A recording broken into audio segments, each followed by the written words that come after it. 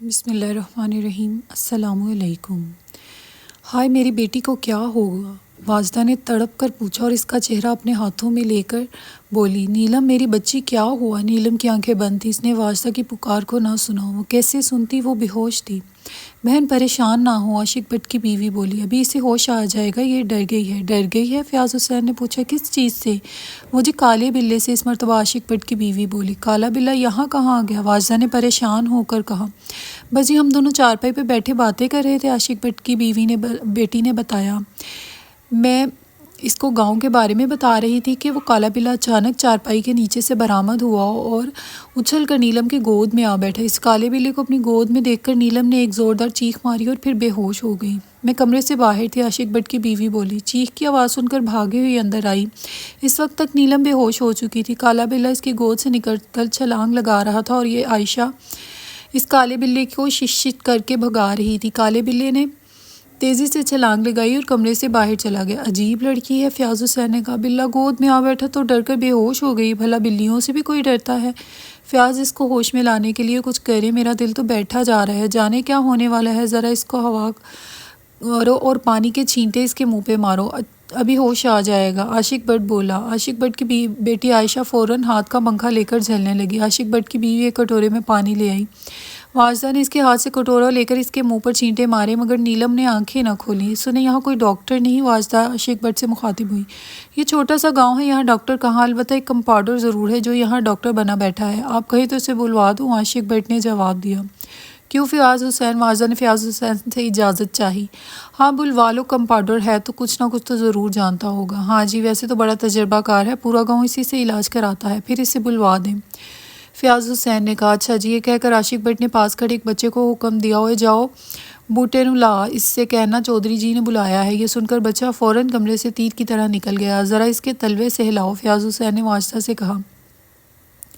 واجدہ یہ سن کر نیلم کے سرہانے سے اٹھنے لگی تو عائشہ نے اسے روک دیا۔ خالہ آپ وہیں بیٹھے، میں سہلائے دیتی ہوں۔ پھر وہ اس کے قدموں میں بیٹھ گئی اور آہستہ آہستہ اپنے ہاتھ سے اس کے تلوے رگڑنے لگی۔ واجدہ نیلم کے بالوں میں انگلیاں پھیر رہی تھی، پھر اس کے بھوموں کو آہستہ آہستہ اپنی انگلیوں سے دبانے لگی۔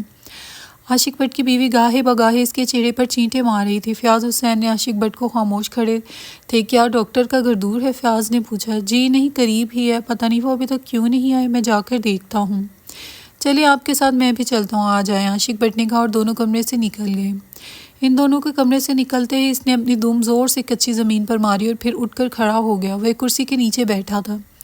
اس کے کھڑے ہونے سے کرسی الٹ گئی، کرسی کے گرنے کی آواز سے سب چونک پڑے۔ پھر اس کرسی کے نیچے سے کالے بلے کو برآمد ہوتے دیکھا، سب کو سانپ سونگھ گیا۔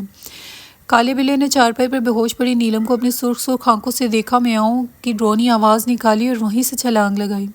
یہ چھلانگ اس نے چارپائی پر لگائی تھی۔ واجدہ فوراً اٹھ کر بھاگ گیا۔ عائشہ اور عاشق بٹ کی بیوی بھی ہائے اللہ اوئے اللہ کرتی ہوئی کمرے سے بھاگی۔ واجدہ کالے بلے کو چارپائی پر چھلانگ لگاتے دیکھ کر تھرا کر اٹھ تو گئی، دروازے کی طرف بھاگی تھی، لیکن پھر اسے اپنی بیٹی کا خیال آیا، وہ اسے اکیلا چھوڑ کر کیسے جا سکتی تھی۔ اس نے ہمت کی اور دروازے پر رک گئی، جبکہ عاشق بٹ اور کی بیوی اور عائشہ کمرے سے کب کی نکل چکی تھی۔ واجدہ نے پلٹ کر دیکھا، اس نے جو دیکھا وہ اسے لرزا دینے کے لیے کافی تھا۔ وہ کالا بلہ اپنی سرخ اور لمبی زبان سے نیلم کا ہاتھ چاٹ رہا تھا۔ واجدہ نے اپنے منہ سے طرح طرح کی آوازیں نکالی کہ وہ ڈر کر بھاگ جائے، مگر وہ ٹس سے مس نہ ہوا۔ تب واجدہ نے کوئی چیز تلاش کرنے کے لیے ادھر ادھر دیکھا، مگر اسے کوئی ایسی چیز نظر نہ آئی جسے وہ پھینک کر مار سکتی۔ پھر اسے اپنے سینڈل کا خیال آیا، اس نے فوراً اپنے پاؤں سے سینڈل اتار لیا اور کھینچ کر کالے بلے کی طرف پھینکا۔ سینڈل کھا کر وہ غصے سے گھرا کر پلٹا۔ اس نے واجدہ پر جست لگائی، اپنی دونوں ٹانگیں جھکائیں۔ واجدہ پر لرزہ طاری ہو گیا، وہ گھبرا کر کمرے سے بھاگی۔ واجدہ کے کمرے سے نکل جانے کے بعد کالا بلہ اطمینان سے واپس پلٹا اور پھر نیلم کا نرم و ملائم گورا ہاتھ اپنی سرخ زبان سے چاٹنے لگا۔ واجدہ کمرے سے باہر نکلے تو اسے وہ تینوں نظر آئے، فیاض، عاشق اور ڈاکٹر بوٹا کمرے کی طرف آ رہے تھے۔ ان کے پیچھے عائشہ اور عاشق بٹ کی بیوی تھی۔ کیا ہوا واجدہ؟ فیاض حسین نے گھبرا کر پوچھا۔ وہ کمبخت کالا بلہ، واجدہ کی آواز میں لرزش تھی، وہ اندر ہے، نیلم کا ہاتھ چاٹ رہا ہے۔ ارے! فیاض حسین یہ سن کر بجلی کی تیزی سے کمرے میں داخل ہوا۔ اس نے دیکھا کہ وہ کالا بلہ نیلم کا ہاتھ بڑے اطمینان سے چاٹ رہا ہے۔ فیاض حسین نے آگے بڑھ کر اس کے ٹھوکر ماری، ٹھوکر کھا کر بلے نے پلٹ کر بھی نہ دیکھا، البتہ فیاض حسین کے چھکے چھوٹ گئے، اسے ایسا محسوس ہوا جیسے کہ کسی فولاد کے تختے کو ٹھوکر مار دی ہو۔ جوتے پہنے ہوئے باوجود اس کے انگوٹھے پر ضرب لگی وہ بلبلا کر رہ گیا۔ اسے بڑی حیرت ہوئی کہ اس کالے بلے کا جسم نرم و ملائم نہ تھا بلکہ فولاد کی طرح سخت تھا۔ جب وہ کالا بلا ٹھوکر کھا کر بھی پیچھے نہ ہٹا تو عاشق بٹ ایک لاٹھی لے آیا۔ اس نے پوری طاقت سے اس کی کمر پر لاٹھی ماری۔ عاشق بٹ ایک مضبوط جسم کا مالک تھا۔ یہ وار اتنا زوردار اور بھرپور تھا کہ کوئی عام بلا ہوتا تو وہیں دم توڑ دیتا، لیکن وہ عام بلا نہ تھا، وہ کالا بلا تھا۔ اس کی کمر پر لاٹھی پڑی تو وہ دو ٹکڑے ہو گئی۔ کالے بلے کی کمر کو کچھ نہ ہوا۔ اس کے کمر سے ٹن کی آواز آئی، جیسے بلے کے بدن پر نہ پڑی ہو، لوہے کی پٹری پر پڑی ہو۔ چودھری جی بلم لاؤ، ڈاکٹر بوٹا نے کہا۔ عاشق بٹ جلدی سے باہر نکلا اور چند سیکنڈوں میں واپس آ گیا۔ اس مرتبہ اس کے ہاتھ میں ایک چمکیلا تیز دھار کا بلم تھا۔ عاشق بٹ نے بڑے غصے سے اس کالے بلے کے پیٹ میں بلم مارا۔ خیال تھا کہ تیز دھار کابلم اس کے پیٹ کے اندر آر پار ہو جائے گا، لیکن فیاض نے دیکھا کہ بلے کو کچھ نہ ہوا۔ اس مرتبہ ٹن کی آواز بھی نہ آئی، بلے کے آر پار بھی نہ ہوا بلکہ اس طرح جیسے روئی میں آر پار ہوا ہو۔ عاشق بٹ نے کئی مرتبہ اس کے جسم میں بلم مارا، لیکن ہر مرتبہ بلم کالے بلے کے جسم کے آر پار ہو گیا، لیکن اسے کوئی تکلیف پہنچی، نہ خون نکلا، نہ اس کے کوئی زخم آیا۔ وہ بڑے اطمینان سے نیلم کا ہاتھ چاٹتا رہا۔ اب عاشق کے ہاتھ پاؤں لرزنے لگے۔ بلم اس نے گھبرا کر نیچے پھینک دیا اور کمرے سے باہر نکل گیا۔ عاشق بٹ کے کمرے سے نکلتے ہی کالے بلے نے اپنی گردن اٹھائی، فیاض حسین کی طرف لال انگار آنکھوں سے دیکھا اور چھلانگ مار کر چارپائی سے زمین پر آیا۔ پھر تیزی سے فیاض حسین کی ٹانگوں سے ٹکراتا کمرے سے نکل گیا۔ فیاض حسین نے محسوس کیا جیسے کوئی سخت چیز اس کی ٹانگوں کو رگڑتی ہوئی گزر گئی ہو۔ فیاض کالے بلے کے جانے کے بعد تیزی سے نیلم کی طرف بڑھے۔ اس نے دیکھا کہ نیلم کی ہتھیلی ایک دم سرخ ہو رہی تھی، یوں لگتا تھا جیسے اب خون چھلک آئے گا۔ پھر اچانک نیلم نے کرا کی آنکھیں کھول دیں اور بے قراری سے گردن گھما کر ادھر ادھر دیکھا۔ ہاں بیٹا، میں ادھر ہی ہوں تمہارے پیاس، فیاض حسین نے چارپائی کی پٹی پر بیٹھتے ہوئے کہا۔ ابو، نیلم جلدی سے اٹھ کر فیاض حسین سے لپٹ گئی اور گھبرا کر بولی، یہاں سے جلدی چلیں۔ ہاں بیٹے، فوراً چلتے ہیں، ہم تمہارے ہوش میں آنے کا انتظار کر رہے تھے، فیاض حسین نے اس کے خوبصورت بالوں میں ہاتھ پھیرتے ہوئے کہا۔ انہوں نے محسوس کیا نیلم کا جسم لرز رہا تھا۔ انہوں نے اسے اور اپنے نزدیک کر لیا اور تسلی دیتے ہوئے بولا، بیٹا ڈرو مت، میں تمہارے پاس ہوں، اور ہاں، ان سے ملو، یہ اس گاؤں کے ڈاکٹر ہیں، ڈاکٹر بوٹا۔ بیٹیا بے ہوش کیسے ہوئی تھی؟ ڈاکٹر بوٹا نے اپنے دانتوں کی نمائش کرتے ہوئے کہا۔ ابو، وہ بلا کہاں ہے؟ نیلم نے ڈاکٹر کی بات پر کوئی توجہ نہیں دی۔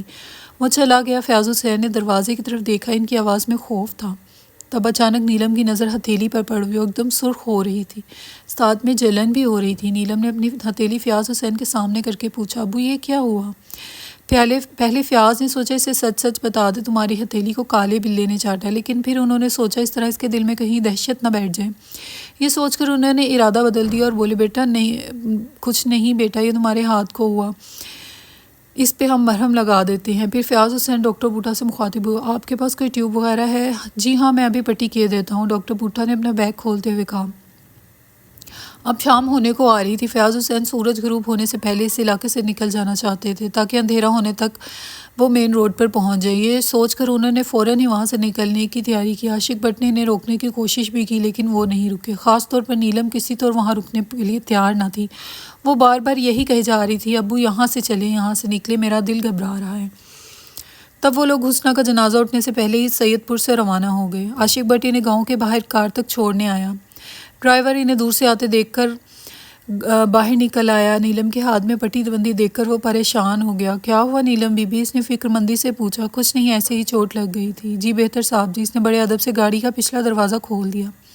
نیلم اور واجدہ پچھلے سیٹ پر بیٹھ گئی، ڈرائیور کے ساتھ فیاض حسین بیٹھ گیا۔ گاڑی سٹارٹ ہوئی۔ فیاض نے عاشق بٹ کو خدا حافظ کہا اور شیشے تیزی سے اوپر چڑھا لیا۔ گاڑی کچے راستے سے گزر رہی تھی، آگے آموں کا باغ تھا۔ باغ کے کنارے سے گاڑی گزر کر ایک درخت پر بیٹھے ہوئے کالے بلے نے بڑی پھرتی سے چھلانگ لگائی اور گاڑی کی چھت پر جم کر بیٹھ گیا، جیسے اسے چھت پر کیلوں سے جڑ دیا گیا ہو۔ کالے بلے کی چھت پر کودنے کا کسی کو پتہ نہ چلا۔ وہ کودا ہی اتنی آہستگی سے تھا، کودتے وقت بالکل پھول سا ہو گیا تھا، حالانکہ اس کا وزن کسی گدھے سے کم نہ تھا۔ فیاض اور واجدہ کے دل پر بڑا بوجھ سا تھا۔ سید پور آ کر ان کا بڑا دل خراب ہوا تھا۔ انہیں توقع تھی کہ حسنہ کو وہ اس خستہ حالت میں دیکھیں گے، پھر وہ ان کی موجودگی میں ہی چل بسے گی۔ ادھر کالے بلے نے دہشت پھیلا دی تھی۔ پہلے تو اس کے بارے میں حسنہ کا یہ کہنا تھا کہ وہ محض ایک بلا نہیں ہے، کچھ اور ہے۔ اس کے بعد نیلم کا بے ہوش ہونا، اس کی ہتھیلی چاٹنا اور اس پر وار کا کارگر نہ گزرنا، یہ سب باتیں ذہن کو چکرا کے رکھ رہی تھیں۔ وہ کیا تھا یہ کوئی نہیں بتا سکتا تھا۔ وہ چھت پر جمع ہوا بیٹھا تھا اور گاڑی برق رفتاری سے چلی جا رہی تھی۔ گاڑی کے اندر خاموشی چھائی ہوئی تھی، کوئی کسی سے بات نہیں کر رہا تھا، سب اپنی اپنی سوچ میں ڈوبے ہوئے تھے۔ اپنے ہاتھ کے بارے میں بار بار سوچ رہی تھی، اس کی سمجھ میں نہیں آ رہا تھا کہ ہاتھ پر زخم کیسے ہو گیا۔ اس کی آنکھوں کے سامنے رہ رہ کر کالا بلّا آ رہا تھا۔ بلے سے پہلی ملاقات گویا اس کی آنکھوں میں منجمد ہو گیا تھا۔ وہ گلی کے درمیان بیٹھا اسے ٹکٹکی باندھے دیکھ رہا تھا۔ اس کی لال آنکھوں میں جانے ایسی کیا بات تھی کہ وہ چلتے چلتے ٹھٹک گئی تھی۔ پھر حسنہ یاد آیا اسے اس کی سگی ماں بن گئی تھی۔ نیلم کا ذہن ابھی تک اپنی سگی ماں قبول کرنے کو تیار نہ تھا۔ واجدہ کو حسنہ کی موت کا بہت صدمہ تھا۔ حسنہ اس کی محسن تھی، اس نے اس کے لیے بہت بڑا احسان لیا تھا، وہ اسے کیسے بھول سکتی تھی؟ بار بار اس کی آنکھوں میں حسنہ کا چہرہ گھوم رہا تھا۔ کیسی حسین عورت تھی، کیسی زندگی بسر کر کے گئی۔ ڈرائیور بڑی مہارت سے گاڑی چلا رہا تھا، اسے بس یہی فکر تھی کہ وہ لاہور خیریت سے پہنچ جائے، راستے میں گاڑی خراب نہ ہو۔ اگرچہ گاڑی نہیں تھی، پھر بھی کوئی پرابلم کھڑی ہوتی کیا دیر لگتی ہے؟ کوئی آدھی رات کے بعد وہ لوگ لاہور پہنچ گئے۔ گھر کے گیٹ پر گاڑی رکتے ہی کالے بلے نے گاڑی کی چھت سے درخت پر چھلانگ لگائی اور وہ ان لوگوں کے گھر میں داخل ہونے سے پہلے خود داخل ہو گیا۔ واجدہ کو پھولوں پودوں اور درختوں کا بہت شوق تھا۔ یہ آم کا درخت تھا جس کا تنا گیٹ کے اندر تھا، وہ اتنا پھیلا ہوا تھا کہ اس کی شاخیں آدھی سڑک پر تھیں اور آدھی گھر کے اندر، لہٰذا کالے بلے کو اس آم کے درخت سے گھر میں جانے کی کوئی دقت پیش نہ آئی۔ گاڑی سے اتر کر ڈرائیور نے اطلاعی گھنٹی بجائی۔ فیاض حسین جاتے ہوئے گھر پر اپنے دفتر کے چپراسی ولی محمد کو چھوڑ گیا تھا تاکہ گھر کی حفاظت رہے۔ وہ اس وقت لمبی تان کر سو رہا تھا۔ کئی لمبی گھنٹیاں دینے کے بعد اچانک اس کی آنکھ کھلی، وہ گہری نیند میں تھا۔ پہلے تو اس کی سمجھ میں نہ آیا یہ کیسی آواز ہے۔ جب اسے احساس ہوا کہ یہ گھنٹی کی آواز ہے، دروازے پر کوئی موجود ہے، تو وہ گھبرا کر اٹھ کر بھاگا۔ گیٹ کھولنے سے پہلے اس نے آواز دے کر پوچھا، کون ہے؟ ہاں ولی محمد، گیٹ کھولو، ہم لوگ ہیں، فیاض حسین نے جواب دیا۔ گھر میں داخل ہو کر نیلم نے سکون کا سانس لیا، کمرے میں جا کر دم سے اپنے بیڈ پر لیٹ گئی۔ اس نے اپنے ہاتھ پاؤں بیڈ پر پھیلا لیے اور آنکھیں بند کر کے گہرے سانس لینے لگی۔ تب اچانک اسے احساس ہوا جیسے اس کے سرہانے کوئی ہے۔ اس نے فوراً آنکھیں کھول دی اور ڈرتے ڈرتے چاروں طرف دیکھا، کمرے میں کوئی نہ تھا۔ ابھی وہ دوبارہ آنکھیں بند کرنے والی تھی کہ اچانک کمرے میں لائٹ بجھ گئی۔ اسے خیال آیا کہ بجلی چلی گئی ہے، لیکن اس کمرے کا دروازہ کھلا ہوا تھا اور راہداری میں روشنی ہو رہی تھی، اس کا مطلب تھا کہ بجلی موجود ہے۔ پھر اس کے کمرے کی لائٹ آف کیسے ہو گئی؟ وہ گھبرا کر کھڑی ہو گئی۔ اس نے بجلی کا بٹن دیکھا، وہ آن تھا۔ اس نے دوبارہ اسے آن آف کیا لیکن ٹیوب نہ جلی۔ اس نے سوچا ٹیوب میں کوئی خرابی ہو گئی ہے۔ یہ سوچ کر اس نے اپنے بیڈ کے سرہانے رکھا ٹیبل لیمپ چلانا چاہا تو تیز ہوا کا جھونکا آیا اور کمرے کا دروازہ چرچراتا ہوا ایک دھماکے کے ساتھ بند ہو گیا۔ کمرے میں اندھیرا گپ ہو گیا۔ ایک لمحے کو کانپ کر رہ گئی، دل دھک سے کر رہ گیا۔ اس نے جلدی سے ٹیبل لیمپ کا بلب روشن کر دیا اور پھر آگے بڑھ کر دروازہ کھول دیا۔ دروازہ کھلا تو اس کے ساتھ ہی کمرے کی ٹیوب لائٹ چل اٹھی۔ ٹیوب لائٹ کے نیچے شوکیس کے اوپر ایک بڑی سی گڑیا رکھی تھی۔ یہ نیلم کے بچپن کی یادگار تھی، اسے گڑیوں سے کھیلنے کا بڑا شوق تھا۔ اس شوق کو دیکھ کر فیاض حسین نے قیمتی جاپانی گڑیا اسے لا کر دی تھی۔ یہ گڑیا ایک نوزائیدہ بچے کے برابر تھی، اس کے اندر ایک کیسٹ لگا ہوا تھا، وہ چند جملے بھی بولتی تھی۔ اتنا عرصہ گزر جانے سے اس کا ٹیپ خراب ہو گیا تھا، اس کا رنگ و روغن بھی اڑ گیا تھا، لیکن سونے جاگنے کی عادت ختم نہ ہوئی تھی۔ لٹانے سے اس کی بڑی بڑی غلافی آنکھیں بند ہو جاتی تھیں اور اسے اٹھانے سے آنکھیں کھل جاتی تھیں۔ نیلم کو اس کی آنکھیں بہت پسند تھی، لہٰذا وہ اسے ہمیشہ کھڑا کر کے رکھتی تھی تاکہ اس کی آنکھیں کھلی رہیں۔ اس گڑیا کے ساتھ خیر اب تو بچپن جیسی وارفتگی نہ تھی، لیکن اب بھی کبھی وہ اس پہ اپنے ہاتھ میں اٹھا کر دیکھ لیتی تھی۔ اس وقت بھی شوکیس پر کھڑی گڑیا پر اس کی نظر پڑی تو جانے کہ اس کا جی چاہا وہ اسے اٹھا کر دیکھے۔ وہ بے اختیار اس کی طرف بڑھی۔ ابھی وہ اس سے چند قدم کے فاصلے پر تھی کہ اس کے قدم جم کر رہ گئے۔ وہ خوفزدہ ہو کر پیچھے ہٹی اور زور سے چیخی۔ چیخ سن کر فیاض حسین اور واجدہ اس کے کمرے کی طرف بھاگے۔ کمرے میں آ کر دیکھا تو نیلم کو بیڈ پر گٹھری بنے ہوئے پایا۔ وہ دونوں ہاتھوں سے چہرہ چھپائے تھر تھر کانپ رہی تھی۔ کیا ہوا بیٹا؟ فیاض حسین نے اس کے سر پر ہاتھ رکھا۔ نیلم میری بیٹی، میری جان، تجھے کیا ہوا؟ واجدہ نے اس کے نزدیک بیٹھ کر اس کی آنکھوں سے ہاتھ ہٹانے چاہے۔ نہیں امی، وہ خوفزدہ ہو کر بولی۔ وہ شوکیس، گڑیا، وہ ڈھانچہ، نیلم بے ربط انداز میں بولی۔ واجدہ اور فیاض اس کی سمجھ میں کچھ نہیں آ رہا تھا۔ گڑیا، ڈھانچہ، واجدہ نے سوالیہ انداز میں دہرایا۔ نیلم تم کیا کہہ رہی ہے کہ تم نے کچھ دیکھا ہے؟ ہاں امی، گڑیا کی جگہ ایک ڈھانچہ رکھا ہے۔ کہاں ہے بیٹی ڈھانچہ؟ تمہاری گڑیا اسی جگہ شوکیس پر موجود ہے۔ امی ابھی جب میں اپنی گڑیا کو اٹھانے کے لیے اس کی طرف بڑھی تھی تو امی میں آپ کو کیا بتاؤں کیسا خوفناک ڈھانچہ میں نے دیکھا تھا۔ امی کسی مردے کی سوکھی کھوپڑی کی طرح اس کا چہرہ تھا، لمبے لمبے سوکھے ہاتھ پاؤں، کھلا ہوا منہ اور ان سے جھانکتے دانت۔ امی اس کا سائز میری گڑیا سے بڑا تھا۔ نیلم اس ڈھانچے کے بارے میں بتاتے بتاتے کانپنے لگی۔ ارے چل بے وقوف، کیا بے پرکی ہانک رہی ہو؟ واجدہ نے ہنستے ہوئے کہا۔ یہ الگ بات تھی کہ وہ اس ڈھانچے کے بارے میں سن کر خود بھی لرز گئی تھیں۔ امی آپ کو یقین نہیں آ رہا، نیلم نے روحانسی ہو کر کہا۔ ارے چل، ایسے ہی تیرا وہم ہوگا، یہاں کہاں ڈھانچہ ہوتا، تو کہاں غائب ہو جاتا؟ امی خدا کی قسم میں نے ڈھانچہ دیکھا ہے۔ ابو خود بخود کمرے کی لائٹ آف ہو گئی۔ نیلم نے فیاض کو بتایا۔ خود بخود؟ فیاض حسین نے سوال کیا۔ جی ابو خود بخود، اور کمرے کا دروازہ ایک طرز ہوا کے جھونکے سے بند ہو گیا، اور جب میں نے آگے بڑھ کر دروازہ کھولا تو لائٹ خود بخود جل گئی۔ یہ سب کیا ہے؟ کیا ہو رہا ہے؟ نیلم نے ڈرتے ہوئے لہجے میں کہا۔ اس سوال کا کسی کے پاس جواب نہ تھا۔ یہ سب کیا ہو رہا تھا؟ واجدہ اور فیاض تو پہلے ہی ڈرے ہوئے تھے، ان کے دماغ معاف تھے۔ سید پور جا کر انہوں نے بہت بڑی غلطی کر دی تھی۔ اس رات نیلم تنہا اپنے کمرے میں نہ سو سکی، وہ بہت خوف زدہ تھی۔ واجدہ کو اس کے ساتھ بیڈ پر سونا پڑا تھا۔ سید پور سے واپس آنے کے بعد نیلم کی کچھ عجیب سی کیفیت ہو گئی تھی۔ وہ گھبرائی رہتی تھی، سر میں درد مستقل رہتا تھا، بھوک کم ہوتی جا رہی تھی، اس کی سرخ رنگت پیلی پڑتی جا رہی تھی۔ اسے کوئی بیماری نہیں کا سرٹیفکیٹ دے دیا، لیکن وہ تھی کہ دن بہ دن گھلتی جا رہی تھی۔ اس کا نفسیاتی علاج بھی کرایا گیا، لیکن کوئی افاقہ نہ ہوا، سر کا درد کم ہوا نہ بھوک کھلی۔ وہ جو سید پور سے ساتھ آیا تھا وہ اسی گھر میں مقیم تھا، وہ کسی کو نظر نہ آتا تھا، لیکن اس نے سب کو اپنی نظروں میں رکھا ہوا تھا۔ نیلم خاص طور پر اس کی نگاہوں کا مرکز بنی ہوئی تھی، اسے دیکھے بغیر اسے چین نہ آتا تھا، وہ اس کی رگوں میں اندھیرا بن کر اتر رہا تھا۔ نیلم کو پریشان دیکھ کر واجدہ نے پوچھا، کیا ہوا بیٹی؟ امی ڈبوں سے میرے جوتے غائب ہیں۔ مزے کی بات یہ ہے کہ دونوں جوتوں کا ایک ایک پاؤں غائب ہے، نہ لال والا جوتا ہے جو میں نے ابھی انارکلی سے لیا تھا، اور نہ پیلا والا سینڈل ہے جو آپ نے لا کر دیا تھا، نیلم نے واجدہ کو بتایا۔ واجدہ نے اس کے گمشدہ جوتوں کو ادھر ادھر ڈھونڈنے کی کوشش کی، لیکن وہ نہ ملنے تھے نہ ملے۔ اب واجدہ نے کہا، نیلم چھوڑ، کچھ اور پہن لے۔ نیلم کے پاس جوتوں کی کیا کمی تھی؟ وہ کچھ بھی پہن سکتی تھی، لیکن مسئلہ میچنگ کا تھا، کوئی اور جوتا میچ نہیں کر رہا تھا ڈریس سے۔ اپنے گھر سے نکلی گاڑی گیٹ کے باہر کھڑی تھی، وہ چابی گھماتی ہوئی آگے بڑھ رہی تھی کہ اچانک اس کی نظر درخت کے تنے پر پڑی۔ وہ ٹھٹک کر رہ گئی، اس کے دونوں گمشدہ جوتے درخت کی سوکھی ٹہنیوں پر رکھے ہوئے تھے۔ گمشدہ جوتے دیکھ کر اسے بڑی خوشی ہوئی، لیکن اس کی سمجھ میں یہ نہ آیا کہ یہ جوتے درخت پر کیسے پہنچے اور سوکھی ٹہنیوں پر اب تک ٹکے کیسے ہوئے ہیں۔ جوتے اونچائی پر رکھے ہوئے تھے، اتنی اونچائی پر کہ انہیں ہاتھ بڑھا کر اتارا نہیں جا سکتا تھا۔ ابھی وہ یہی سوچ رہی تھی کہ ان جوتوں کو کیسے اتارے، اس کی نظر پتوں پر پڑی۔ وہ ایک کالا سا مرد تھا جو اسے بغور دیکھ رہا تھا۔ اب نیلم سے یہاں نہ رکا گیا، وہ دھڑکتے دل اور لرزتی ٹانگوں کے ساتھ گھر کے اندر بھاگی۔ راہداری میں سے واجدہ مل گئی، نیلم کی اڑی رنگت دیکھ کر وہ پریشان ہو گئی۔ کیا ہوا؟ ابھی تم گئی نہیں؟ امی باہر پتوں میں کوئی مرد چھپا ہوا ہے، آؤ میرے ساتھ مجھے دکھاؤ، واجدہ نے جرأت کا مظاہرہ کرتے ہوئے کہا۔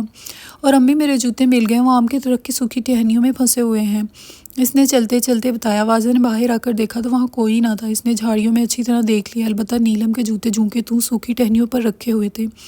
کہاں ہے کوئی مرد؟ امی ان پتوں کے پیچھے تھا اور مجھے بڑا گور گور کر دیکھ رہا تھا۔ اچھا جاؤ اندر کوئی ڈنڈا وغیرہ لاؤ، واجدہ نے درخت کے تنے پر نظر ڈالتے ہوئے کہا۔ جی اچھا امی، یہ کہہ کر نیلم گھر میں داخل ہوئی۔